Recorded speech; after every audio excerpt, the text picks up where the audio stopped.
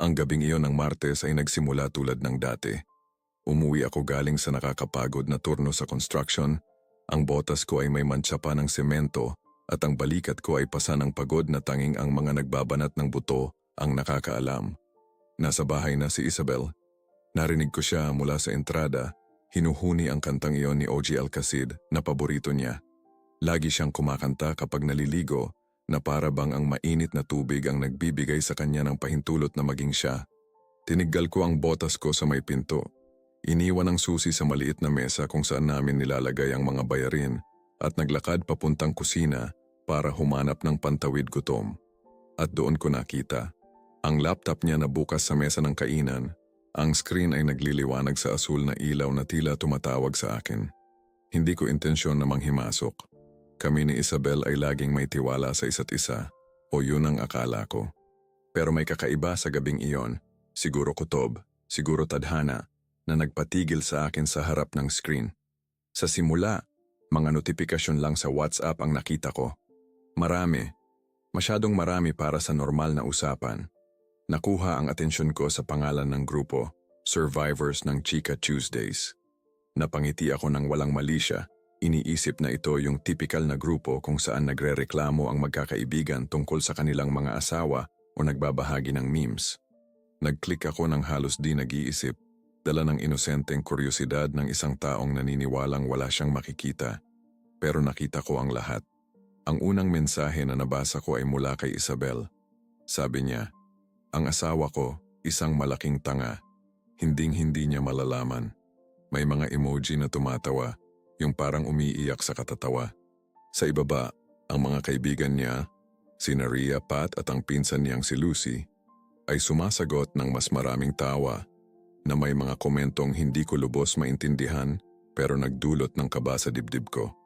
Nag-scroll pa ako pababa at bawat linya ay mas malala kaysa sa nauna. May mga screenshot ng aming mga usapan. Yung mga pagkakataon na nagpapadala ako ng I love you or nagtatanong kung kailangan niya ng kahit ano sa grocery. Ibinahagi niya yun sa kanila, sinamahan pa ng mga mapanuyang komento. Tingnan niyo kung gaano ka-corny, sabi sa isa. Nakakasuffocate sa dami ng tanong, sa isa pa. At ang mga kaibigan niya ay tumatawa. Lahat sila tumatawa. Pero hindi ang pangungutya ang pinakamasama. Ang pinakamasama ay ang natagpuan ko pagkatapos, mga mensahe tungkol sa isang biyahe. Isang biyahe na wala akong alam. Isang biyahe kasama ang isang tao na hindi ko agad nakilala ang pangalan. Pero pagkatapos ng kaunting pagbabasa, naintindihan ko kung sino siya.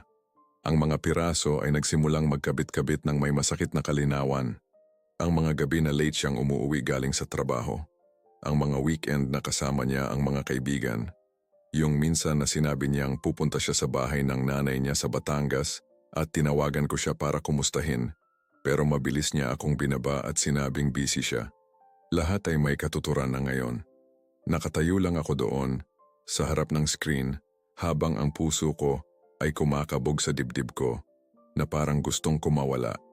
Naririnig ko ang tubig mula sa shower sa kabilang pader, at ang tunog na dati ay payapa sa akin ay tila isang pang-iinsulto ngayon. Bawat patak ng tubig ay paalala na, habang ako'y nagtatrabaho hanggang sa masira ang likod ko para walang magkulang sa amin, siya ay tinatawanan ako kasama ng kanyang mga kaibigan. Tinatawanan ang pagmamahal ko, ang tiwala ko, ang lahat ng binuo namin sa 5 taon naming pagsasama. Isinara ko ang laptop ng may pag-iingat na para bang isang bomba na sasabog. Ayokong mapansin niyang nakita ko, hindi pa sa ngayon. Kailangan ko ng oras para iproseso ang natuklasan ko, para maintindihan ang bigat ng kanyang kataksilan. Kumuha ako ng isang basong tubig sa kusina at ininom ito ng isang lagok. Ramdam ang lamig na dumadaloy sa lalamunan ko, pero hindi napapawi ang galit na nagsisimulang lumaki sa dibdib ko.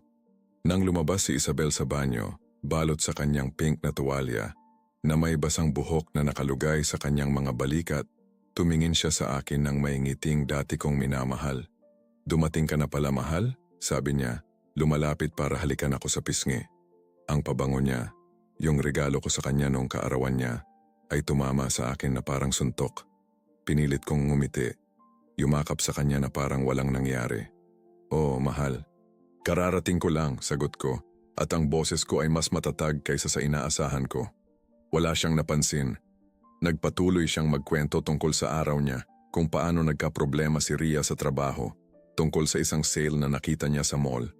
Ako ay tumatango, gumagawa ng tamang reaksyon, sinasabi ang mga tamang salita. Sa labas ako pa rin ang dating Jose. Sa loob, may nabasag na at hindi ko alam kung paano pa maaayos. Nang gabing iyon, naghapunan kami gaya ng dati.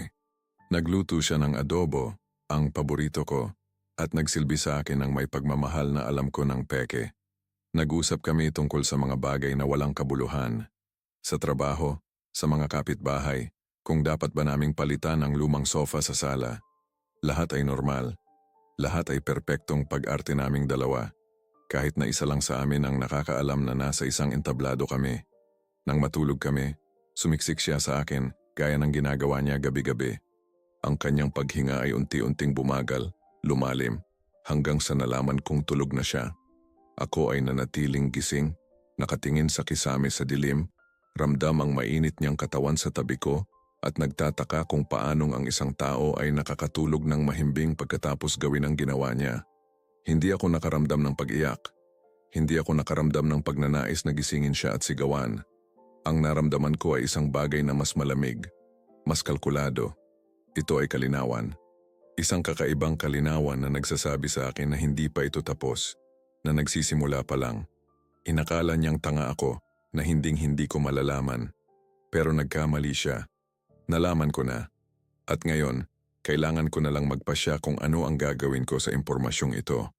Napangiti ako sa dilim, kahit na walang kagalakan sa ngiting iyon. Ito ay ang ngiti ng isang taong nakatagpo ng simula ng isang landas at handang tahakin ito hanggang sa dulo, saan man ito magtungo. Si Isabel ay mahimbing na natutulog sa tabi ko. Walang kamalay-malay na ang lalaking katabi niya sa kama ay hindi na ang parehong lalaki na umuwi sa bahay ngayong gabi. Hindi na ako ang tanga na inaakala niya. Ang mga sumunod na araw ay kakaiba sa paraang hindi ko may paliwanag. Patuloy akong pumasok sa trabaho tuwing umaga. Patuloy na umuwing pagod. Patuloy na hinahalikan si Isabel na parang walang nagbago. Pero lahat ay nagbago na. Nagbago na ako. Para akong nabubuhay sa dalawang mundo ng sabay. Sa isa, ako si Jose, ang mapagmahal na asawa na nagtitimpla ng kape sa umaga at nagtatanong kung kumusta ang araw. Sa isa pa, ako ay isang lalaking may bukas na mga mata, inoobserbahan ang bawat detalye, bawat kilos, bawat maliit na kasinungalingan na dati kong pinapalampas. Naging invisible ako sa paraang pinakapaki-pakinabang. Naging ako kung ano ang gusto niyang makita. Ang boring at predictable na asawa na hindi nagtatanong ng mahihirap na tanong. Tuwing umaga, tinitimplahan ko siya ng kape na may gatas. 2 kutsarang asukal, eksakto sa gusto niya.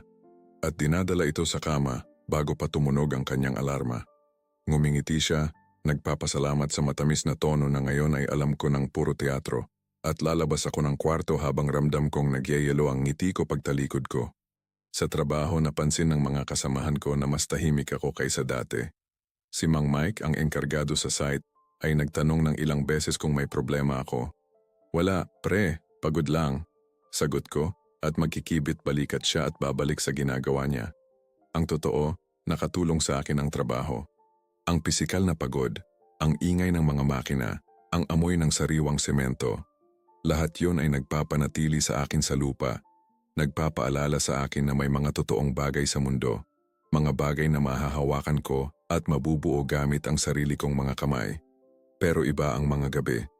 Ang mga gabi ang simula ng tunay kong trabaho. Hinihintay kong makatulog si Isabel, na mabilis niyang ginagawa, na parang walang bumabagabag sa kanyang konsensya, at pagkatapos ay dahan-dahan akong babangon, dadalhin ang cellphone niya sa banyo na may dahilan na hindi ako makatulog. Nalaman ko ang password niya ilang linggo na ang nakalipas nang ipatingin niya sa akin ang isang mensahe habang nagdadrive siya. Isang kabalintunaan na ang isang simpleng bagay pala ang magiging susi sa lahat. Ang mga unang gabi, nagbasa lang ako. Binasa ko ang buong grupo ng survivors ng Chika Tuesdays. Binasa ko ang bawat pangungutya, bawat mapanlait na komento, bawat pagkakataon na ginawa niyang katatawanan para sa kanyang mga kaibigan, ang isang bagay na intimo sa aming dalawa. Binasa ko kung paano siya nagreklamo na ako ay masyadong simple, na hindi sapat ang kinikita ko, na ang mga gusto ko ay pangmatanda. Sila naman ay kinakampihan siya, sinasabing, "You deserve better," na maikli ang buhay para makasama ang isang taong ganyan. Pero ang pinakamasakit, at inaamin ko ito ngayon ng walang hiya, ay ang mabasa ang sinabi niya tungkol sa aking katawan. Kung paano hindi na siya naaakit sa akin. Kung paano kapag nakikita niya akong lumabas ng banyo, awa ang nararamdaman niya imbes na pagnanasa. Alam kong hindi ako modelo. May tiyan ako ng isang taong nagtatrabaho ng husto at nasisiyahan sa isang serbesa tuwing Biyernes. Magaspang ang mga kamay ko at ang likod ko ay may marka ng maraming taon ng pagbubuhat. Pero hindi ko inakala na ang babaeng nangako ng walang hanggang pag-ibig ay diring-diri na pala sa akin. Hindi ko inakala na ang katawan ko, ang katawang ito na walang kapag-urang nagtatrabaho para bigyan siya ng komportabling buhay, ay magiging katatawanan sa mga pribadong chat. Pagkatapos magbasa, nagsimula akong mag-ipon. Screenshot, isa-isa. Sinisave ko sa isang nakatagong folder sa sarili kong cellphone, nakaayos ayon sa petsa at tema. May folder akong pangungutya, isa pang mga biyahe, at isa pang siya. Sa huling folder na iyon, nandoon ang lahat ng mensaheng may kinalaman sa isa pa. Kay Marco, ang personal trainer sa gym kung saan nagsimulang pumunta si Isabel para alagaan ang sarili. Ngayon naiintindihan ko na kung ano ang eksaktong inaalagaan niya. Ang mga mensahe nila ay may isang intimasya na nagpasikmura sa akin. Hindi lang ito tungkol sa sex. Kahit na nandoon din yon, at maniwala ka, bawat salita ay isang saksak, kundi yung pang-araw-araw na intimasya na dapat ay ibinabahagi mo lang sa iyong kapareha. Mga inside jokes, mga larawan ng kape na may pusong iginuhit sa bula. Mga mensahe ng good morning at good night. Lahat ng hindi na niya ibinibigay sa akin, ibinibigay niya kay Marco. Natuklasan kong halos 4 na buwan na silang nagkikita. 4 na buwan na ako ay ganap na bulag. Naalala ko ang bawat kasinungalingan ng may masakit na kalinawan. Ang hapon na sinabi niyang pupunta siya sa doktor at inaabot ng 3 oras bago makauwi. Ang weekend sa Batangas na nabanggit ko kanina, na sa katunayan ay isang weekend sa isang resort sa Tagaytay kasama siya. Ang mga pagkakataon na umuwi siyang iba ang amoy na may bahagyang basang buhok na sinasabing nag-swimming siya sa pool ng gym. Sa araw sa site, nahuhuli ko ang sarili kong nagtitiimbagang sa sobrang tindi na sumasakit ang panga ko. Ang mga kasamahan ko ay nagbibiro. Tinatapik ang likod ko. Inaaya akong uminom pagkatapos ng trabaho. Palagi akong tumatanggi. Kailangan kong umuwi sa misis, sabi ko sa kanila. At tatawa sila ng tawa ng mga lalaking may asawa na akala mo'y naiintindihan ng lahat. Kung alam lang nila. Sa bahay, ako pa rin ang dati sa panlabas. Tinatangong ko siya tungkol sa kanyang araw. Nakikinig sa kanyang mga kwento sa trabaho. Nagtatrabaho siya sa isang tindahan ng damit sa mall. Nag-aasikaso ng mga kliyenteng marahil ay kasing walang laman ang buhay niya. Tinatangong ko siya tungkol sa kanyang mga kaibigan, kina Ria at Pat, at magkukwento siya ng mga pangyayari na alam kong kalahati lang ang totoo. Bawat salitang lumalabas sa bibig niya ay isang pag-arte at ako ay pumapalakpak sa aking isip, kumukuha ng mental notes. Isang gabi hiniling niya na samahan ko siyang maghapunan sa bahay ng kanyang mga magulang sa susunod na weekend. Matagal na nating hindi sila nakikita, sabi niya sa matamis na boses na ginagamit niya kapag may gusto siya. Ang kanyang mga magulang, si Mang Tonyo at Aling Carmen, ay nakatira sa Antipolo, sa isang malaking bahay na may hardin kung saan namin ipinagdiwang ang aming kasal, 5 taon na ang nakalipas. Mabubuting tao sila. Si Mang Tonyo ay isang masipag na tao tulad ko, retirado sa post office. Si Aling Carmen ay isa sa mga ina na naniniwala pa rin na ang kanilang mga anak na babae ay mga anghel na hindi kayang gumawa ng masama. Ang ideya ay pumasok sa isip ko noon kasing linaw ng tubig. Hindi ito isang bagay na pinlano ko ng may malay, dumating lang ito sa aking isip bilang isang malinaw na solusyon sa lahat ng ito. Ayokong makipaghiwalay ng tahimik. Ayokong maging ang lalaking nakatuklas ng pagtataksil at basta na lang aalis na may buntot sa pagitan ng mga binti. Gusto kong maramdaman niya ang kahit katiting ng nararamdaman ko. Gusto kong gumuho ang kanyang perpektong mundong binuo niya, tulad ng pagguho ng mundo ko. At ang kanyang mga magulang ang magiging perpektong saksi. Sige, mahal, maganda yan, sagot ko, nakangiti. At sa pagkakataong ito ang ngiti ko ay totoo. Dahil sa unang pagkakataon sa loob ng 2 linggo mayroon akong plano. Hindi napansin ni Isabel ang kakaiba sa aking ekspresyon. Nagpatuloy siyang magsalita tungkol sa kung anong dessert ang dadalhin namin, kung pupunta rin ba ang kanyang kapatid na si Tomas, kung gaano matutuwa ang kanyang ina na makita kami. Nang gabing iyon, pagkatapos niyang makatulog, bumalik ako sa cellphone niya. Pero sa pagkakataong ito hindi lang ako nagbasa at nag-save. Sa pagkakataong ito nagsimula akong mag-print. Dahan-dahan akong bumaba, binuksan ang lumang printer na mayroon kami sa guest room, yung ginagamit namin minsan sa 1 taon para mag-print ng ITR, at sinimulang i-print ang bawat mensahe. Bawat pahinang lumalabas sa printer ay ebidensya, patunay na hindi mapag-aalinlanganan kung sino talaga ang babaeng natutulog sa kama ko. Nagtrabaho ako hanggang 3:00 ng umaga. Inaayos ang lahat sa isang malaking brown envelope. Mga mensahe mula sa grupo ng magkakaibigan. Mga usapan kay Marco. Nagprint pa ako ng ilang mga larawan na itinago niya sa kanyang hidden gallery. Mga larawan nilang dalawa na hindi niya inakalang may ibang makakakita. Hindi ito tahasang malaswa, ngunit may intimasya na mas masakit pa kaysa sa anumang kahubaran. Ang paraan ng pagtingin ni Marco sa kanya, ang paraan ng pagngiti niya. Ito ang ngiti na akala ko ay para sa akin lang. Nang matapos ako itinago ko ang lahat sa aking sasakyan, sa ilalim ng upuan ng driver. Bumalik ako sa kama bago mag-umaga at nang magising si Isabel ilang oras makalipas, gising na ako at nagtitimpla ng kanyang kape. Humikab siya, nag-inat at binati ako ng good morning, na parang isa lang itong normal na araw sa aming perpektong pagsasama. Salamat mahal, sabi niya, hawak ang tasa. Hindi ko alam kung anong gagawin ko kung wala ka. Ngumiti ako at walang sinabi. Hindi na kailangan. Malapit na niyang malaman kung ano talaga ang gagawin niya nang wala ako. Noong Miyerkules ng gabi, habang nanonood kami ng isang serye sa sofa, isa sa mga rom-com na paborito niya at tiniis ko lang, binitawan ko ang ideya na parang walang anuman. Si Isabel ay nakasiksik sa akin, ang kanyang malamig na paa ay nasa ilalim ng aking binti at may isang bowl ng popcorn sa pagitan namin. Sa screen, isang perpektong mag-asawa ang nalulutas ang kanilang mga problema sa isang halik at may background music. Napakalayo nito sa aming realidad. Oy, paano kung imbitahan natin ang mga magulang mo na mananghalian sa linggo? Sabi ko, habang ang mata ko ay nasa telebisyon na parang kaswal na komento lang. Matagal na natin silang hindi nakikita. Alam mo naman si mama mo, nagtatampo kapag matagal tayong hindi dumadalaw. Naramdaman kong bahagyang nanigas ang kanyang katawan sa tabi ko, ngunit saglit lang. Pagkatapos ay umupo siya ng tuwid, humarap sa akin ng may mga matang, minsan nang nagparamdam sa akin na ako ang pinakamaswerteng lalaki sa mundo. Talaga? Gusto mong pumunta sila rito? Oo naman. Pwede tayong magkaroon ng tahimik na tanghalian. Ako ang magluluto ng crispy pata na paborito ng papa mo. Masaya yon, di ba? Nakita ko siyang nag-isip sandali at nakikita ko kung paano gumagana ang kanyang utak sa likod ng mga matang iyon na alam ko nang marunong magsinungaling. Marahil ay kinakalkulan niya kung may plano siya kay Marco sa linggo, kung nakipagkita siya sa kanyang mga kaibigan, kung makakaabala ito sa anumang bagay. Ngunit sa wakas, ngumiti siya. Yung ngiting pinraktis niya sa harap ng salamin nang hindi niya alam at tumango ng may sigasig. Ang galing, mahal! Siguradong matutuwa si Mama at si Papa rin. Alam mo naman kung gaano nila kagustong makita na okay tayo. Na okay tayo, ulit ko.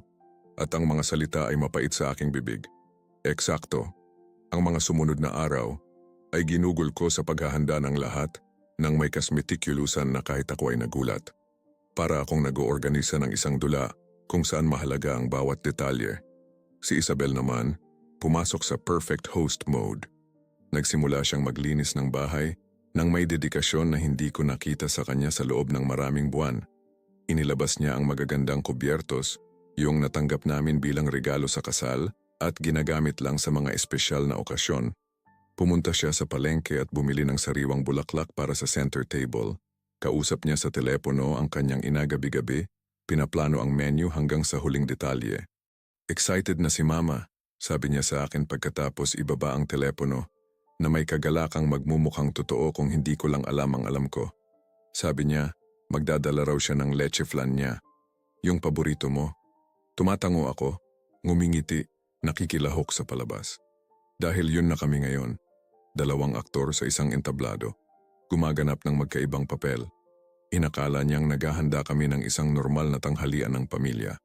Alam kong naghahanda kami ng entablado para sa kanyang pagkakabunyag. Noong Sabado ng umaga, mag-isa akong pumunta sa palengke. Kailangan ko ng oras para mag-isip, para pag-aralan sa isip ko kung paano mangyayari ang lahat. Bumili ako ng pinakamagandang crispy pata na nakita ko, mga sariwang gulay, pulang alak. Ang paborito ni Mang Tonyo. Sa tindahan ng prutas, habang pumipili ako ng mga dalandan para sa dessert, tinanong ako ng may-ari kung para ba ito sa isang espesyal na okasyon. Opo, sagot ko. Darating ang pamilya. Ito ay magiging memorable. Pagbalik ko sa bahay, natagpuan ko si Isabel na nakikipag-usap sa telepono sa balkonahe. Sa tono ng kanyang boses, alam ko agad na hindi ang mga magulang niya ang kausap niya. Dahan-dahan akong lumapit, nagkukunwaring tinitingnan ang mga halaman na hindi naman niya dinidiligan. Hindi ako pwede sa linggo, narinig kong sabi niya. Sinabi ko na sa'yo, darating ang mga magulang ko. Oo, alam ko. Hindi, sa Lunes din, day off ni Jose. Sa Martes na lang. Sige, ako rin. Si Marco. Kausap niya si Marco. Pinaplano kung kailan sila magkikita habang ako ay dapat na nagtatrabaho. Ang galit ay umakyat sa lalamunan ko na parang apdo, ngunit nilunok ko ito. Malapit na, sabi ko sa sarili ko. Konti na lang. Nang gabing iyon, pagkatapos maghapunan, nireview ko ang sobre na nakatago sa sasakyan. Pinalot ko ito sa gift wrapper na parang isa pang regalo. Nasa loob ang lahat, ang mga usapan sa grupo, ang mga mensahe kay Marco, pati na ang ilang mga larawan. Inayos ko lahat ayon sa pagkakasunod-sunod na may mga tala sa gilid na nagsasaad ng mga petsa at konteksto. Sino mang magbabasa nito ay masusundan ang buong kwento ng kataksilan. Mula sa unang malanding mensahe hanggang sa mga plano ng huling biyahe. Ang linggo ay dumating na may maliwanag na langit. Isa sa mga araw na tila dinisenyo para sa mga mahahalagang pangyayari. Maagang gumising si Isabel. Mas kinakabahan kaysa sa mga nakaraang linggo. Sinubukan niya ang 3 magkakaibang bestida bago nagpasya sa isang asul na regalo ko sa kanya noong nakaraang taon. Nag-makeup siya ng may pag-iingat, naglagay ng mamahaling pabango na itinago niya para sa mga espesyal na okasyon. Maganda siya, kailangan kong aminin. Lagi naman siyang maganda. Iyon ang bahagi ng problema. Napakadaling magpaloko sa panlabas na kagandahan na nakakalimutan mong tingnan kung ano ang nasa loob. Habang nag-aayos siya, sinimulan ko na ang pagkain. Inihanda ko ang crispy pata, nilagay sa oven para mag-init at maging perpekto ang luto. Nagbalat ako ng patatas, hiniwa ng manipis at inayos sa paligid ng karne. Ang amoy na nagsimulang pumuno sa bahay ay nakakaginhawa sa isang halos malupit na paraan. Amoy ng tahanan, ng pamilya, ng lahat ng bagay na malapit ng mawasak. Bumaba si Isabel sa kusina na amoy jasmine at peking ang ngiti. Ang bango, mahal, the best ka talaga, sabi niya. Humalik sa pisngi ko. Patuloy akong naghiwa ng gulay nang hindi siya tinitingnan. Kung titingnan ko siya sa sandaling iyon, hindi ko alam kung mapapanatili ko ang aking pagtitimpi. Anong oras ulit darating ang mga magulang mo? Tanong ko kahit alam ko ang sagot. 2:00. Kilala mo naman si Papa, laging on time. At eksakto, sa 2:00 ng hapon, tumunog ang doorbell. Sina Mang Tonyo at Aling Carmen ay lumitaw sa pinto na may malalapad ng ngiti at ang init na tanging ang mga magulang na naniniwala pa ring perpekto ang kanilang mga anak ang mayroon. Si Mang Tonyo ay nakasuot ng puting polo na bagong plansa at madilim na pantalon, ang kanyang uniforme para sa mga tanghalian ng pamilya. Si Aling Carmen ay nakasuot ng berdeng suit at dala, tulad ng ipinangako, ang kanyang sikat na leche flan sa isang Tupperware. Binati ko sila ng taos-pusong yakap. Wala akong galit sa kanila. Biktima rin sila nito tulad ko, kahit hindi pa nila alam. Tinanggap sila ni Isabel ng may labis na kasiglahan na ginagamit niya. Kapag gusto niyang mag-impress, hinahalikan ng kanyang ina sa magkabilang pisngi at nakakapit sa braso ng kanyang ama habang ginagabayan ito papunta sa sala. Ang bango. Jose, nagluto ka ng crispy pata. Bulalas ni Aling Carmen habang tinatanggal ang kanyang coat. Tonyo, natatandaan mo ba yung huling kumain tayo ng crispy pata ni Jose? Noong birthday mo last year.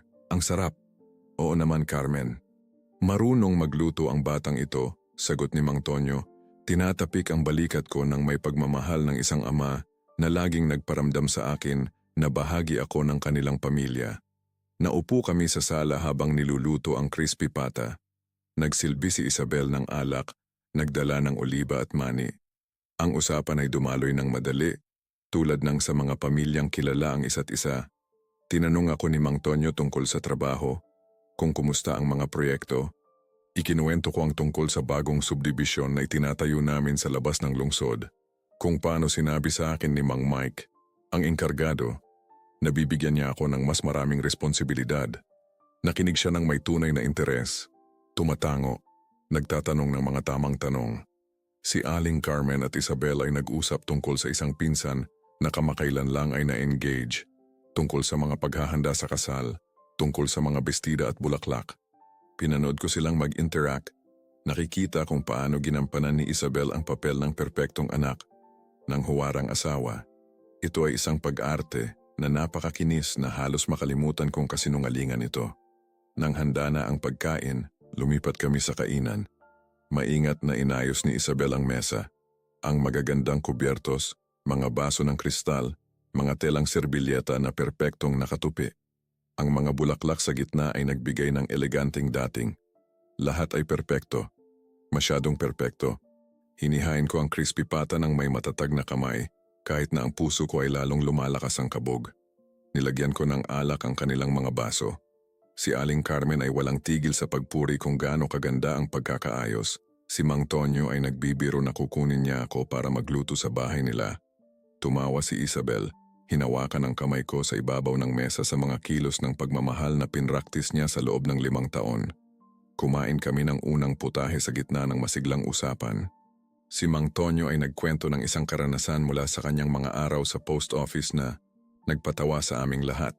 Well, lahat maliban sa akin. Tumawa ako ng mechanical. Alam na bawat minutong lumilipas ay naglalapit sa amin sa sandali. Ang sandaling pinlano ko sa loob ng 2 linggo. Pagkatapos ng crispy pata, habang si Aling Carmen ay nagpupumilit na tumulong sa pagliligpit ng mga plato, tumayo ako mula sa mesa. Sandali lang, sabi ko, at ang boses ko ay mas seryoso kaysa sa karaniwan. Lahat sila ay tumingin sa akin ng may pagtataka. May gusto akong ibahagi sa inyo. Pumunta ako sa entrada kung saan ko iniwan ang nakabalot na sobre. Hinawakan ko ito sa aking mga kamay sandali. Ramdam ang bigat nito. Hindi lang papel ang dala ko. Ito ang katotohanan. Ang katotohanan na magbabago sa lahat. Pagbalik ko sa kainan, nakatingin sa akin si Isabel ng may pagtataka. Ano yan, mahal? Tanong niya, at may bahid ng kaba sa kanyang boses na hindi niya naitago. Umupo ako ulit sa aking lugar. Inilagay ko ang sobre sa gitna ng mesa, sa pagitan ng mga baso ng alak at mga ginamit na serbilyeta. Ito ay isang bagay na sa tingin ko ay dapat ninyong lahat makita, sabi ko. At sa unang pagkakataon sa loob ng maraming linggo, ang boses ko ay lumabas na ganap na tapat. Lalo na kayo, Mang Tonyo, Aling Carmen. Ang katahimikan na sumunod ay makapal. Si Isabel ay namutla, kahit na hindi pa niya alam kung ano ang laman ng sobre. Kumunot ang noo ni Mang Tonyo, nalilito. Si Aling Carmen ay nakatingin sa akin ng may ekspresyon ng isang ina na umaasa ng magandang balita. Itinulak ko ang sobre patungo kay Mang Tonyo. Pakibuksan po, sabi ko. Tinitigan ako ni Mang Tonyo ng matagal, sinusubukang basahin kung ano ang nasa aking mga mata. Pagkatapos ay ibinaba niya ang kanyang tingin sa sobre. Kinuha ito sa kanyang mga kamay ng may pag-iingat.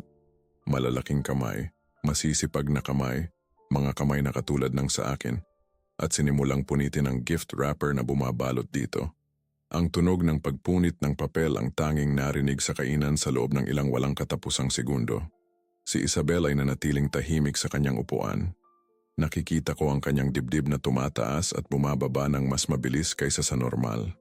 Ang kanyang mga kamay, na kanina lang ay naglalaro sa kanyang serbilyeta, ngayon ay hindi gumagalaw sa ibabaw ng mesa. Si Aling Carmen ay nakatingin sa kanya ng may nalilitong ngiti, hindi pa rin naiintindihan kung bakit ang kanyang anak ay tila naging estatwa. Ang brown envelope ay lumitaw. Dahan-dahang binuksan ni Mang Tonyo. Kinuha ang unang pahina at nagsimulang magbasa. Nakita ko kung paano gumalaw ang kanyang mga mata Mula kaliwa pa kanan, linya sa bawat linya. Sa simula hindi nagbago ang kanyang ekspresyon. Pagkatapos ay kumunot ang kanyang noo. Pagkatapos ay nanigas ang kanyang panga. Lumipat siya sa ikalawang pahina. Sa ikatlo, ang kanyang mga kamay ay nagsimulang manginig ng bahagya. "Tonyo, anong nangyayari?" Tanong ni Aling Carmen. Inaabot ang kanyang braso. May tunay na pag-aalala sa kanyang boses. Hindi sumagot si Mang Tonyo. Ibinigay niya lang ang mga unang pahina sa kanyang asawa at nagpatuloy sa pagbabasa ng iba pa. Nakita ko ang eksaktong sandali kung kailan naintindihan ni Aling Carmen ang kanyang binabasa. Ang kanyang mukha ay nagbago mula sa pagkalito patungo sa pagkabigla. Mula sa pagkabigla patungo sa hindi paniniwala. Naghiwalay ang kanyang mga labi na para bang may sasabihin, ngunit walang tunog na lumabas. Dinala niya ang isang kamay sa kanyang bibig. Ang isa naman ay mahigpit na humawak sa mga papel na halos malukot ito. "Ma," nagsimula si Isabel, ngunit ang kanyang boses ay lumabas na parang basag na bulong. "Hindi," sabi ni Aling Carmen, at halos pabulong lang ito. Nagpatuloy siya sa pagbabasa, pahina bawat pahina na natapos ng suriin ng kanyang asawa. Nagsimulang mamuo ang mga luha sa kanyang mga mata. Hindi. Nakarating na si Mang Tonyo sa mga larawan. Ang mga larawan na akala ni Isabel ay walang ibang makakakita kailanman. Mga larawan niya kasama si Marco sa mga lugar na nakilala ko mula sa kanyang mga lakad kasama ang mga kaibigan. Isang cafe sa BGC kung saan dapat ay kasama niya si Ria. Isang restaurant sa poblasyon kung saan dapat ay naghapunan siya kasama si Pat. Sa bawat larawan ang ngiti ni Isabel ay iba sa ibinibigay niya sa akin. Malaya, totoo. Puno ng kaligayahan na hindi ko na matanda ang nakita sa kanyang mukha kapag tumitingin sa akin. Ang katahimikan sa kainan ay napakakapal na ramdam ko ang pagdiin nito sa aking balat. Naririnig ko ang tiktak ng orasan sa pader na regalo sa amin ng lola ni Isabel nang ikasal kami. Bawat segundo ay tumutunog na parang martilyo. Sa wakas ibinaba ni Mang Tonyo ang tumpok ng mga papel sa mesa. Hindi siya tumingin sa akin. Tinitigan niya ang kanyang anak na may ekspresyon na hindi ko pa nakita sa kanya dati. Hindi ito galit. Hindi pa. Ito ay isang bagay na mas malala. Ito ay pagkadismaya sa pinakapuro at pinakamapangwasak na anyo nito. "Isabel," sabi niya, at ang kanyang boses ay walang laman na parang galing sa malayo. "Sabihin mong hindi ito totoo. Sabihin mong ito ay isang masamang biro." Binuksan ni Isabel ang kanyang bibig, ngunit ang tanging lumabas ay isang pigil na tunog sa pagitan ng isang hikbi at isang pagtanggi. Ang kanyang mga mata ay napuno ng luha at hinanap ako, na parang maililigtas ko siya rito. Na parang pagkatapos ng lahat ng ginawa niya, ako ang magiging tagapagligtas niya. "Hindi ito biro, Mang Tonyo," sabi ko, at ang boses ko ay kakaibang kalmado kahit sa sarili ko. Lahat ng nandyan ay totoo. Bawat mensahe, bawat usapan, bawat larawan. Ito ang katotohanan ng nangyayari sa aming pagsasama sa nakaraang 4 na buwan. Si Aling Carmen ay nagsimula ng umiyak ng hayagan ngayon. Ang mga luha ay dumadaloy sa kanyang mga pisngi habang nagpapatuloy sa pagbabasa. Nakarating siya sa bahagi ng group chat kung saan tinawag ako ni Isabel na tanga, kung saan pinagtawanan niya ako kasama ng kanyang mga kaibigan. Nakita ko kung paano dinala ni Aling Carmen ang isang kamay sa kanyang dibdib, na parang pisikal na sumasakit na basahin ang mga salitang iyon na isinulat ng kanyang sariling anak. "Paano mo nagawa?" Bulong ni Aling Carmen, nakatingin kay Isabel na may namumulang mga mata. "Paano mo nagawang magsalita ng ganyan tungkol sa asawa mo? Sa lalaking nagmamahal sa'yo, na nagtatrabaho hanggang sa masira ang likod para bigyan ka ng magandang buhay?" "Ma, ako," sinubukan ni Isabel na magsalita sa gitna ng mga hikbi. Hindi yan tulad ng iniisip nyo. Hindi tulad ng iniisip namin." Sumabog ang boses ni Mang Tonyo noon na nagpagulat sa aming lahat. Hindi ko pa siya narinig na sumigaw ng ganoon. Hindi ko pa siya nakita na may ganoong antas ng galit na nanginginig sa bawat salita. "Nandito lahat, sinulat mo. Galing sa sarili mong mga salita." Bigla siyang tumayo mula sa kanyang upuan na halos tumumba pa atras. Kinuha niya ang tumpok ng mga papel at ibinato sa mesa na naging sanhi ng pagkalaglag ng ilan sa sahig. "Nandito lahat, ang iyong mga pangungutya, ang iyong mga kasinungalingan, ang iyong mga pakikipagkita sa... Hindi niya natapos ang pangungusap. Humihinga siya ng mabilis, Ang kanyang muka ay namumula sa galit at kahihiyan. Si Isabel ay tumayo na rin. Ang mga luha ay malayang dumadaloy ngayon. Iniabot niya ang kanyang mga kamay sa kanyang ama bilang isang pagsusumamo. Pa, pakiusap. Hayaan mo akong magpaliwanag. Ipaliwanag ang ano? Sigaw ni Mang Tonyo. Ipaliwanag kung paano mo sinira ang iyong pagsasama. Ipaliwanag kung paano mo pinagtawanan ang asawa mo sa likod niya. Ipaliwanag kung paano mo pinagtaksilan ang isang tao na ang tanging ginawa ay mahalin ka at alagaan ka.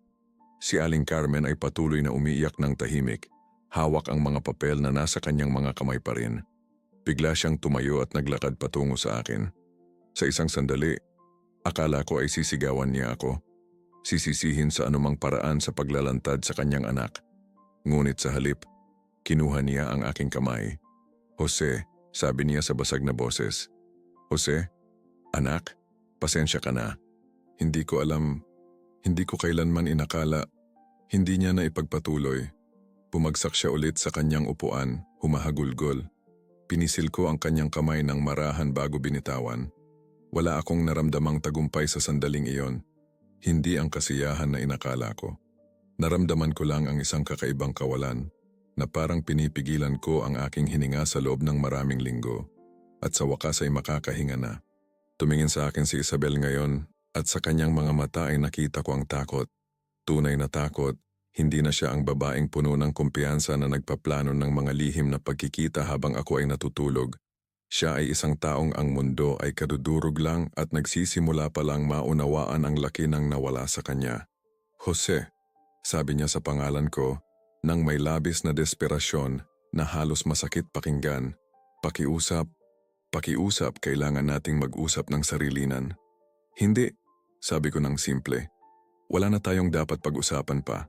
Lahat ng kailangan kong sabihin ay nasa mga papel na yan. Pero mahal kita, sigaw niya at nabasag ang kanyang boses sa huling salita. Mahal kita, isang pagkakamali yon, isang katangahan pero mahal kita. Mahal mo ako? Ulit ko at nagulat ako sa kung gaano kahinahon ang tunog ko. Mahal mo ang tanga na hindi malalaman. Mahal mo ang lalaking pinagtawanan mo kasama ng iyong mga kaibigan? Mahal mo ang asawa na naaawa kang tingnan ng katawan? Nanginig si Isabel na parang sinampal ko siya. Tinitigan siya ni Mang Tonyo ng may ganoong pagkasuklam na kinailangan niyang umiwas ng tingin. Pinalaki ka namin ng mas mahusay kaysa dito, Isabel, sabi ni Mang Tonyo na may malamig at kontroladong boses ngayon na sa paanuman ay mas malala pa kaysa sa kanyang mga sigaw. Pinalaki ka namin ng nanay mo para maging isang disenteng babae, tapat, may mga halaga. At tingnan mo ngayon, tingnan mo ang sarili mo. Iniabot ni Isabel ang nanginginig na kamay sa kanya. Umatras si Mang Tonyo na parang ang kanyang paghawak ay makakahawa sa kanya. Huwag mo akong hawakan, sabi niya. Ayaw kitang makita ngayon. Humarap siya sa akin at ang kanyang mga mata ay basa ngunit ang kanyang boses ay matatag. Jose, hindi ko alam kung ano ang sasabihin. Para ka na naming anak. Isang mabuting tao. Masipag, tapat, disente. Hindi mo to deserve. Walang sino man ang deserve nito. Alam ko, Mang Tonyo, sagot ko. Kaya naisip ko na may karapatan kayong malaman ang totoo. Ayokong patuloy kayong maniwala sa isang kasinungalingan na patuloy na isipin na ang inyong anak ay isang bagay na hindi naman siya. Mas lumakas ang pag-iyak ni Aling Carmen sa aking mga salita. Si Isabel ay bumagsak muli sa kanyang upuan, tinatakpan ang kanyang mukha ng kanyang mga kamay. Ang kanyang mga balikat ay nanginginig sa bawat hikbi. Aalis na kami, biglang sabi ni Mang Tonyo. Hinawakan ang braso ng kanyang asawa para tulungan itong tumayo. Carmen, tara na, hindi ko kaya rito. Hirap na tumayo si Aling Carmen, kumapit sa kanyang asawa. Bago umalis, tumingin siya sa akin sa huling pagkakataon. Pasensya ka na, Jose, bulong niya. Pasensya ka na talaga. Pagkatapos ay tumingin siya sa kanyang anak at sa tingin na iyon ay mayroong napakaraming sakit, napakaraming kahihiyan na si Isabel ay napayukom na parang sinaktan. Sinamahan ko sila hanggang sa pinto ng tahimik. Wala nang sinabi si Mang Tonyo. Kinuha niya lang ang kanyang coat at ng kanyang asawa at umalis sila sa aming bahay, sa kung ano ang naging aming bahay, nang hindi lumilingon. Ang tunog ng pagsara ng pinto ay umalingaw-ngaw sa sala na parang isang pinal na hatol. Pagbalik ko sa kainan, si Isabel ay nasa kanyang upuan pa rin, nakayukyok, Umiiyak sa paraang hindi ko pa siya nakitang umiyak. Ang mga papel ay nakakalat pa rin sa mesa, tahimik na ebidensya ng kanyang kataksilan. Ang crispy pata ay lumamig na sa kanilang mga plato, hindi nagalaw. Ang alak ay naging mapait. Lahat ng naging perpektong tanghalian ng pamilya kalahating oras lang ang nakalipas ay tila mga labi ng isang paglubog ng barko. Nakatayo ako sa may pintuan, pinagmamasdan siya. Naghintay akong makaramdam ng kahit ano, konsensya, pagsisisi, marahil kahit na ang pagnanais na aliwin siya. Ngunit walang dumating. Tanging ang tahimik na kawalan na kasama ko mula pa noong matuklasan ko ang kanyang kataksilan. Jose, sabi niya sa pangalan ko sa gitna ng mga hikbi, inaangat ang kanyang namamaga at basang-basa ng luhang mukha sa akin. Jose, pakiusap. Pero nagsimula na akong kunin ang mga plato sa mesa, isa-isa, na parang isa lang itong ordinaryong linggo. Nang gabing iyon hindi ako natulog sa aming kama. Nanatili ako sa sofa sa sala, nakatingin sa kisame habang pinapakinggan ang mga hikbi ni Isabel na nagmumula sa silid tulugan. Umiiyak siya sa paraang nakakadurog ng puso na maririnig pa lang ay masakit na. Ngunit natutunan ko ng isara ang pintong iyon sa aking puso. Bawat luhang ibinuhos niya ngayon ay luhang hindi niya ibinuhos para sa akin noong pinagtataksilan niya ako. Bandang 3:00 ng madaling araw, narinig ko siyang bumaba ng hagdan. Ang kanyang mga hakbang ay mabagal, alanganin. Lumapit siya sa sala at tumayo sa may pintuan, ang kanyang silweta ay bahagyang nakikita sa dilim. Nakikita ko na suot pa rin niya ang asul na bestida, ngayon ay lukot at may mantsa ng luha. Hindi ako makatulog, bulong niya. Ang kanyang boses ay paos sa kakaiyak. Jose, pakiusap, kailangan nating mag-usap. Hindi ako gumalaw sa sofa. Nagpatuloy akong tumingin sa kisame na parang hindi ko siya narinig. Nakikiusap ako sa'yo, patuloy niya. At muling nabasag ang kanyang boses. Alam kong nagkamali ako. Alam kong wala akong karapatang humingi ng kahit ano sa'yo. Pero kailangan kong pakinggan mo ako. Kahit isang beses lang. Ang katahimikan ay bumalot sa amin na parang isang bangin. Sa wakay ay umupo ako, binuksan ang ilaw sa gilid. Ang malambot na ilaw ay naglantad sa kanyang wasak na mukha. Namamaga ang mga mata, may mantsa ng tumulong maskara sa pisngi. Nanginginig na mga labi. Mukha siyang wasak sa paraang magigising ang aking habag sa anumang ibang pagkakataon. Pero hindi ngayon. Ano ang gusto mong sabihin ko, Isabel? Tanong ko sa neutral na boses. Ano ang gusto mong marinig? Na pinapatawad kita? Na malalampasan natin to? Bumagsak siya sa kanyang mga tuhod sa harap ng sofa, hinawakan ang aking mga kamay. Malamig ito at nanginginig. Oo, hikbi niya. Oo, pakiusap. Pwede tayong mag-therapy. Pwede tayong magsimula ulit. Tatapusin ko na ang lahat sa kanya. Ginawa ko na nga, sa totoo lang. Nag-message ako sa kanya kaninang hapon na tapos na. Binlock ko ang numero niya. Binlock ko lahat ng mga babae sa grupo. Gagawin ko ang lahat, Jose. Lahat. Tinitigan ko siya. Lahat? Ulit ko. Gagawin mo ang lahat? Pero hindi mo ginawa noong mahalaga, di ba? Hindi mo inisip ang ating pagsasama noong nasa kama ka ng hotel kasama siya. Hindi mo ako inisip noong pinagtatawanan mo ako kasama ng mga kaibigan mo. Hindi mo inisip ang lahat noong nagtatayo ka ng isang buong buhay sa likod ko. Alam ko, unggol niya, lalong humigpit ang hawak sa aking mga kamay. Alam ko, at kinasusuklaman ko ang sarili ko dahil doon. Sobrang kinasusuklaman ko ang sarili ko na hindi ko kayang tumingin sa salamin. Pero bersumpa ako isang pagkakamali yon. Isang kakilakilabot na pagkakamali, hindi mapapatawad, pero isang pagkakamali. Mahal kita, Jose. Lagi kitang minahal. Hindi, sabi ko, inaalis ang aking mga kamay mula sa kanya. Hindi mo ako mahal. Siguro minahal mo ako dati, hindi ko alam. Pero ang nabasa ko sa mga mensaheng iyon ay hindi pagmamahal. Ito ay paghamak, ito ay pangungutya. Ito ay isang tao na nagbibilang ng mga araw para makatakas sa isang buhay na tila boring sa kanya. Tinabunan niya ang kanyang mukha ng kanyang mga kamay, humahagulgol ng malakas na ang buong katawan niya ay nayayanig. Ito ay, nawala ako sa sarili ko.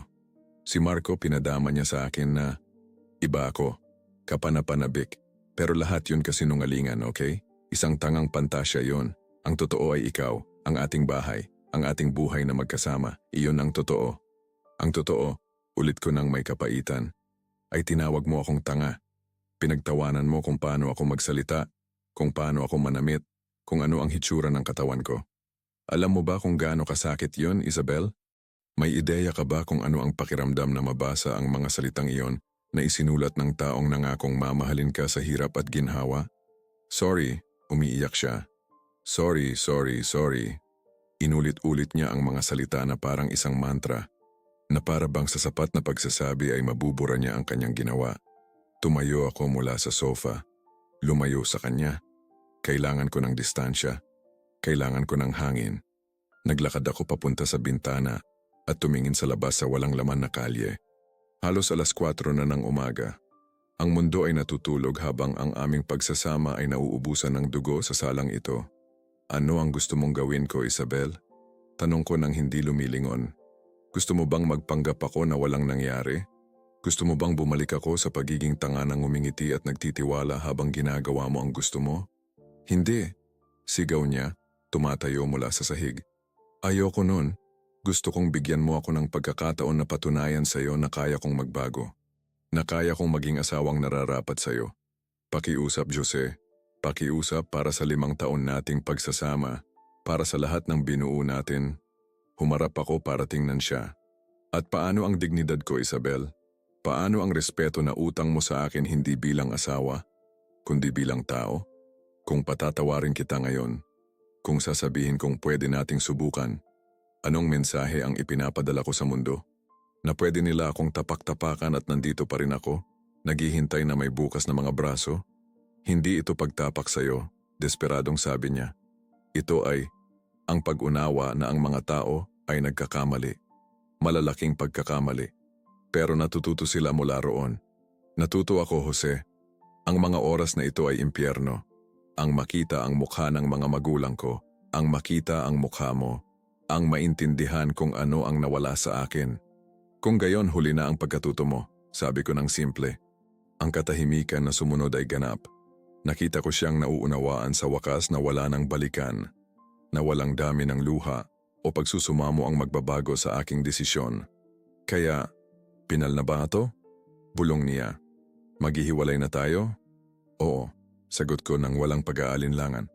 Bukas na bukas tatawag ako ng abogado. Napasuray siya na parang pisikal ko siyang sinaktan. Kumapit siya sa likod ng sofa para hindi matumba. Hindi, bulong niya. Hindi pakiusap, huwag. Nakapagdesisyon na ako, Isabel. Ginawa ko ang desisyon na yun sa sandaling nabasa ko ang unang mensahe mo na pinagtatawanan ako. Nagtagal lang ang oras para ayusin ang lahat para sa sandaling ito. Ayusin? Tumingin siya sa akin na may nanlalaking mga mata. Ito, pinlano mo to? Ang nangyari ngayon? Ang tungkol sa mga magulang ko? Siyempre pinlano ko, sabi ko. At sa unang pagkakataon ngayong gabi, hinayaan kong may pumasok na emosyon sa aking boses. Akala mo ba hahayaan kitang makatakas ng walang kahihinatnan? Na ako ang magiging kaawa-awang asawa na nakatuklas ng pagtataksil at tahimik na lang aalis? Hindi, Isabel. Pinahiya mo ako sa loob ng maraming buwan. Makatarungan lang na maramdaman mo rin ang kahihiyang iyon. Nakita ko siyang pinoproseso ang aking mga salita. Nakikita kung paano nagbago ang kanyang mukha mula sa desperasyon patungo sa isang bagay na katulad ng matinding takot. Dinala mo sila para makita nila kung sino ka talaga. Tinapos ko para sa kanya. Karapatan ng mga magulang mong malaman ang totoo. Karapatan nilang malaman na ang anak na pinalaki nila ng may pagmamahal at mga halaga ay kayang gawin ito. At karapatan mong harapin ito sa harap ng mga taong pinakamahalaga sa iyo ang opinyon. Ikaw, malupit ka, bulong niya. At sa unang pagkakataon ay nakita ko ang higit pa sa sakit sa kanyang mga mata. Nakita ko ang takot. Hindi ko alam na kaya mong maging ganito kalupit. Hindi ako malupit, Isabel. Makatarungan ako. May pagkakaiba. Ang kalupitan ay ang ginawa mo sa akin sa loob ng 4 na buwan. Ang katarungan ay ang ginawa ko sa iyo ngayon. Bumagsak siya sa sofa, talunan. Hindi na siya umiiyak. Tila naubusan na siya ng luha. Nanatili siyang nakaupo doon, nakatingin sa kawalan, na parang pinapanood ang kanyang buhay na gumuho sa harap ng kanyang mga mata. At sa tingin ko, yun talaga ang nangyayari. Hindi ako mapapatawad ng mga magulang ko. sabi niya pagkatapos ng mahabang katahimikan. Ang kanyang boses ay patag, walang emosyon. Nakita mo ang mukha ni Papa, ang mukha ni Mama. Kilala ko sila. Hindi nila ito mapapalampas. Marahil hindi, pag-amin ko. Pero yan ang pasanin mo, hindi sa akin. Tumawa siya noon, ngunit isang tawang walang laman, basag. Tama ka sa isang bagay, sabi niya. Hindi ka tanga. Ako ang tanga sa pag-aakalang ganun ka. Sa sobrang pagmamaliit ko sa'yo. Oo, sangayon ko. Ikaw nga. Dahan-dahan siyang tumayo mula sa sofa na parang bawat galaw ay nangangailangan ng matinding pagsisikap. Sa guest room ako matutulog, sabi niya. Bukas magsisimula akong humanap ng matitirhan. Hindi na kita gagambalain pa. Pinanood ko siyang umakyat sa hagdan. Bawat hakbang ay mabigat na parang pasan niya ang mundo. Nang mawala siya sa aking paningin, bumalik ako sa pag-upo sa sofa. Tahimik na ang bahay ngayon, isang katahimikan na iba sa dati. Ito ang katahimikan na naiiwan pagkatapos may mamatay. Nanatili akong nakaupo doon hanggang sa mag-umaga, pinapanood ang liwanag ng araw na nagsisimulang pumasok sa mga bintana. Inisip ko ang lahat ng nawala sa akin. 5 taon ng buhay ko, ang ilusyon ng pag-ibig, ang tiwala sa ibang tao. Ngunit inisip ko rin ang napanalunan ko, ang aking dignidad pabalik, ang katotohanan na nailantad, ang kalayaan na magsimula muli ng walang bigat ng mga kasinungalingan. Nang marinig kong kumilos si Isabel sa itaas, tumayo ako at pumunta sa kusina. Nagtimpla ako ng kape para sa akin lang. Hindi ko na kailangang magtimpla ng 2 tasa. Hindi ko na kailangang mag-alala kung 1 o 2 kutsarang asukal ang gusto niya. Tapos na ang bahaging iyon ng buhay ko. Habang iniinom ko ang aking kape, nakatingin sa bintana ng kusina patungo sa maliit na hardin kung saan minsan naming pinlanong maglagay ng ihawan para sa mga pagtitipon ng pamilya, napagtanto ko na wala akong naramdamang pagsisisi. Kahit kaunti, ang naramdaman ko ay kapayapaan. Isang kakaibang kapayapaan, masakit ngunit totoo. Ang kapayapaan ng pagkaalam na ginawa ko ang tama. Hindi ang madali, hindi ang inaasahan ng lipunan, kundi ang makatarungan. 8 buwan na ang nakalipas mula noong linggong iyon. 8 buwan na tila mabilis at matagal ng sabay. Mabilis dahil ang buhay ay may paraan ng pagpapatuloy, anuman ang iyong mga personal na trahedya. Matagal dahil may mga gabi na ang katahimikan ng bahay na ito. Bahay ko na ngayon, akin lang. Ay napakabigat na halos mahawakan ko. Lumipat si Isabel 3 araw pagkatapos ng tanghalian. Dumating siya kasama ang kanyang kapatid na si Tomas at 2 kaibigan na hindi ko kilala. At sa pagitan nilang lahat, inilagay nila ang kanyang mga gamit sa mga kahon ng may kahusayan na ikinagulat ko. Nanatili ako sa trabaho hanggang gabi noong araw na yon. Ayokong nandoon para panoorin siyang mag-empake ng kanyang buhay, kunin ang mga piraso ng aming pinagsamahan. Pagbalik ko, ang bahay ay tila walang laman sa paraang higit pa sa pisikal. Wala na ang kanyang mga damit sa aparador. Ang kanyang mga krema at pabango ay nawala na sa banyo. Ang espasyo kung saan niya nilalagay ang kanyang mga libro sa istante ng sala ay nagpapakita na lamang ng mga bakanting puwang. Iniwan niya ang mga susi sa mesa ng kainan kasama ng isang sulat. Binasa ko ito ng 1 beses at pagkatapos ay itinapon sa basura. Sinasabi nito ang isang bagay tungkol sa kung paano niya ako laging mamahalin, kung paano niya inaasahan na mapapatawad ko siya balang araw, kung gaano niya pinagsisisihan na sinira niya ang pinakamagandang bagay sa kanyang buhay. Magagandang salita, mga salitang walang laman. Wala na silang kahulugan para sa akin. Ang proseso ng diborsyo ay nakakagulat na mabilis. Hindi tumutol si Isabel sa kahit ano. Pinirmahan niya ang lahat ng papel na inilagay ng kanyang abogado sa harap niya ng walang reklamo. Wala siyang hiningi sa bahay, wala siyang hininging bayad, wala siyang hiningi kundi ang matapos na ang lahat ng mabilis. Ang kanyang abogado, isang lalaking may mamahaling suit at bored na ekspresyon, ay nagsabi sa akin na bihira siyang makakita ng mga kasong ganito kadali. Kadalasan mas maraming laban, komento niya habang inaayos ang mga dokumento. Tumango lang ako.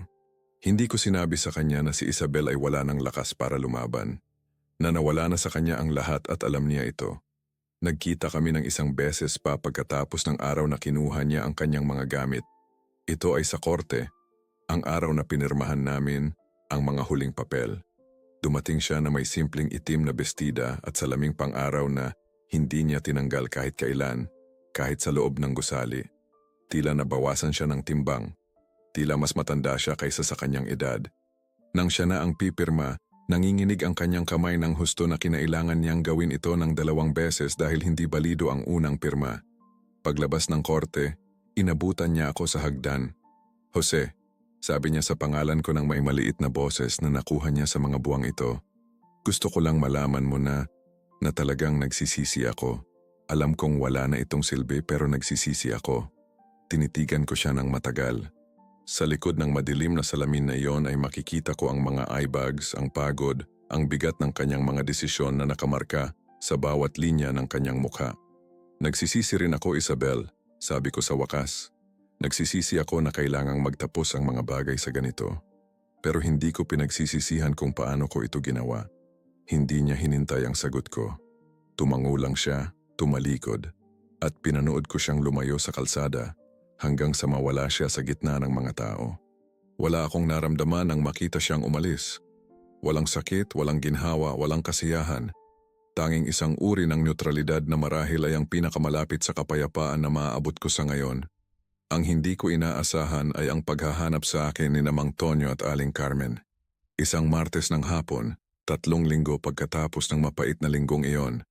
Dumating sila sa construction site kung saan ako nagtatrabaho, parehong nakasuot ng pormalidad na ginagamit nila para sa mga mahahalagang okasyon. Si Mang Mike, ang aking engkargado, ay lumapit na may naguguluhang mukha. "Javi, may isang matandang mag-asawa na nagtatanong sa'yo." Pamilya raw. Nakita ko silang naghihintay sa tabi ng pasukan ng site. Tila wala sa lugar sa gitna ng semento at mga makina tulad ng 2 bulaklak sa gitna ng aspalto. Pinunasan ko ang aking mga kamay sa pantalon at lumapit sa kanila, hindi alam kung ano ang aasahan. "Mang Tonyo, Aling Carmen," bati ko ng may pag-iingat. "Anong ginagawa niyo rito?" Si Aling Carmen ang unang nagsalita. Namumula ang kanyang mga mata na parang kagagaling lang sa iyak. "Kailangan ka naming makita, Jose. Kailangan naming sabihin sa iyo ang ilang bagay." Si Mang Tonyo ay mukhang tumanda mula nang huli ko siyang makita. Para bang ang linggong iyon ay nagnakaw ng 10 taon sa kanyang buhay.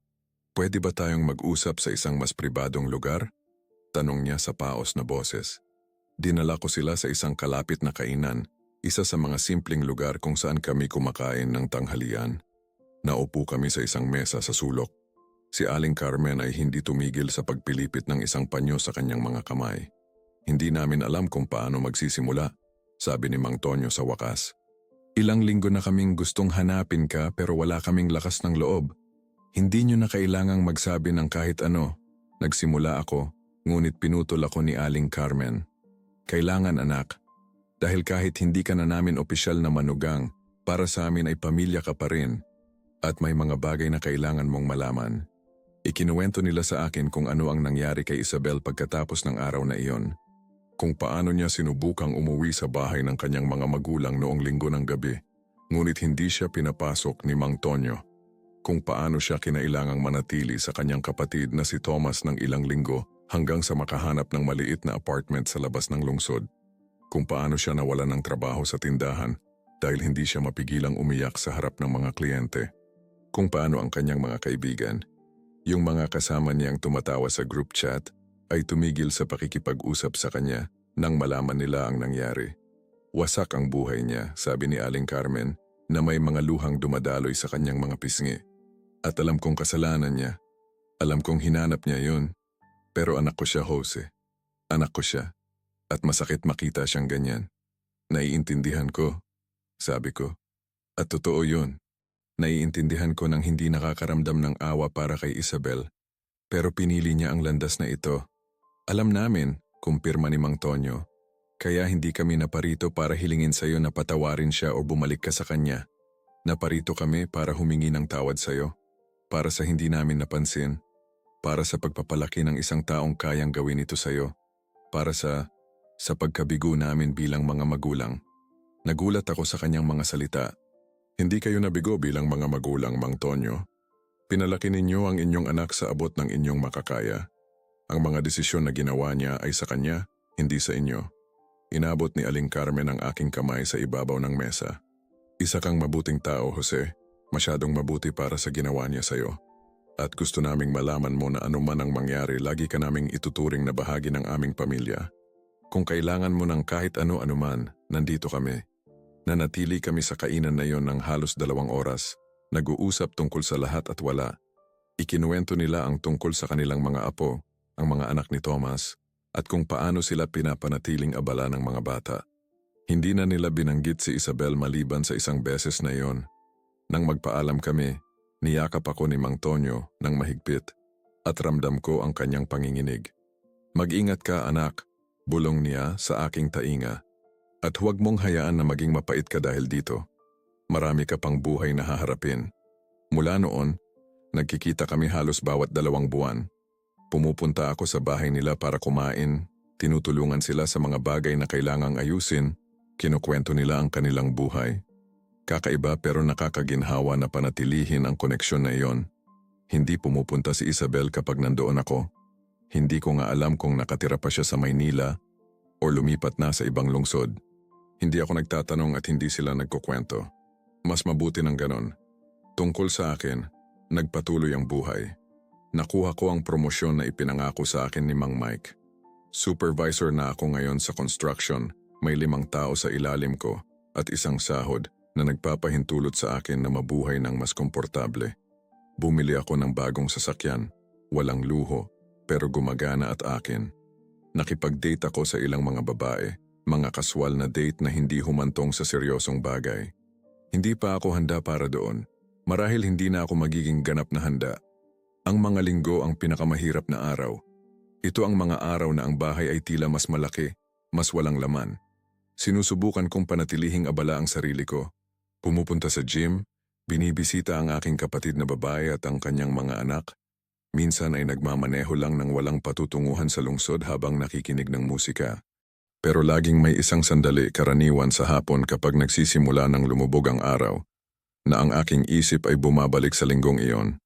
Sa sobre sa mesa, sa ekspresyon ni Mang Tonyo, sa mga hikbi ni Aling Carmen, sa mukha ni Isabel nang gumuho ang kanyang mundo. Hindi ako nagsisisi. Yan ang isang bagay na masasabi ko ng may ganap na katiyakan. Hindi ako nagsisisi na inilantad ko ang katotohanan. Hindi ako nagsisisi na pinili ko ang aking dignidad kaysa sa isang pagsasamang batay sa kasinungalingan. Minsan sinasabi sa akin ng mga tao na masyado akong naging malupit, na sana ay mas pinangasiwaan ko ang mga bagay ng mas pribado. Pero ano ang mapapala ko roon? Isang tahimik na diborsyo kung saan iisipin pa rin ng lahat na kami ang perpektong mag-asawa na hindi lang nag-work? Hindi. Kailangang harapin ni Isabel ang mga kahihinatnan ng kanyang mga ginawa at kailangan kong patunayan sa sarili ko na hindi ako ang tanga na inaakala niya. May isang larawan ng aming kasal na nakatago pa rin sa isang drawer. Minsan, kapag hindi ako makatulog, kinukuha ko ito at tinitingnan. Napakabata pa namin. Napaka-inosente. Puno ng mga pangako na hindi namin alam na mababasag. Nakangiti si Isabel sa larawang iyon nang may kaligayahan na gusto kong isipin na totoo. Tinitingnan ko siya na parang siya lang ang mahalaga sa mundo. At sa sandaling iyon siya nga. Pero nagbabago ang mga tao. O marahil ay hindi sila ang inaakala natin na sila mula sa simula. Marahil si Isabel ay palaging isang taong may kakayahang magtaksil at mangutya at ako lang ang ayaw makita ito. O marahil ay naging ganong tao siya unti-unti.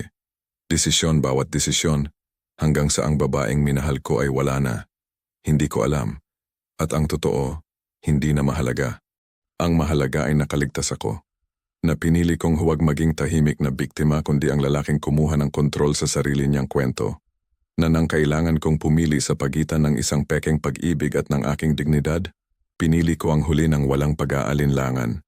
Ngayon, kapag dumadaan ako sa harap ng cafe na iyon sa BGC kung saan nakita ko ang isa sa kanyang mga larawan kasama si Marco, hindi ko na nararamdaman ang saksak sa dibdib. Kapag naririnig ko ang kantang iyon ni Ogie Alcacid na paborito niya, hindi ko na kailangang ilipat ang istasyon. Kapag nagigising akong mag-isa sa kamang dati naming pinagsasaluhan, hindi ko na nararamdaman na kulang ako. Natutunan ko na ang paghihiganti ay hindi palaging marahas. Minsan ito ay simpleng paghawak ng salamin sa harap ng isang tao at pilitin silang makita kung sino talaga sila. Minsan ito ay pagpili ng katotohanan kaysa sa kaginhawaan. Minsan ito ay pagkakaroon ng lakas ng loob na wasakin ang isang bagay na sira na sa halip na magpanggap na buo pa rin ito. At natutunan ko na ang pagpapatawad ay hindi obligado, na maaari mong palayain ang isang tao nang hindi sila pinapatawad, na maaari kang magpatuloy ng hindi nakakalimot, na ang kapayapaan ay hindi palaging nagmumula sa pagkakasundo kundi sa pagtanggap. Ngayong gabi, habang isinusulat ko ito na nakaupo sa aking sala, sa aking bahay, sa aking muling binuong buhay, masasabi ko ng may katapatan na okay ako. Hindi masaya sa karaniwang kahulugan ng salita. Hindi tumatalon sa tuwa o pakiramdam na may napanalunan ako. Pero payapa ako. At pagkatapos ng lahat ng nangyari, pagkatapos ng lahat ng mga araw ng tahimik na pagmamasid, pagkatapos ng linggong iyon na nagbago sa lahat, ang kapayapaan ay higit pa sa nakakamit ng marami. Sinira ni Isabel ang aming pagsasama sa kanyang mga desisyon. Ngunit tiniyak ko na hindi niya sisirain ang aking dignidad kasama nito. At sa huli, kapag ipinapatong ko ang aking ulo sa unan, yun ang nagpapatulog sa akin ng mahimbing. Ang katarungan, kapag inihain ng may kalinawan at walang paghingi ng tawad, ay hindi kailangang maging maingay para maging epektibo. Kailangan lang nitong maging totoo. At yun mismo ang nangyari noong linggong iyon. Ang pinakapuro na katotohanan na inihain sa isang malamig na pinggan, walang pampalasa o dahilan. Tanging ang mga katotohanan. Tanging ang realidad kung sino ang aking asawa kapag akala niya ay walang nakatingin. Hindi na ako ang tanga na inaakala niya. Hindi na ako ang inosenteng asawa na nagtatrabaho ng husto ng walang kamalay-malay. Ako ay si Jose na lang. Isang lalaki na natuto na ang pagmamahal sa sarili ay mas mahalaga kaysa sa pagmamahal ng isang taong hindi alam kung paano ka pahalagahan. At ang aral na iyon, gaano man kasakit natutunan, ay mas mahalaga kaysa sa lahat ng taon na pinagsamahan namin.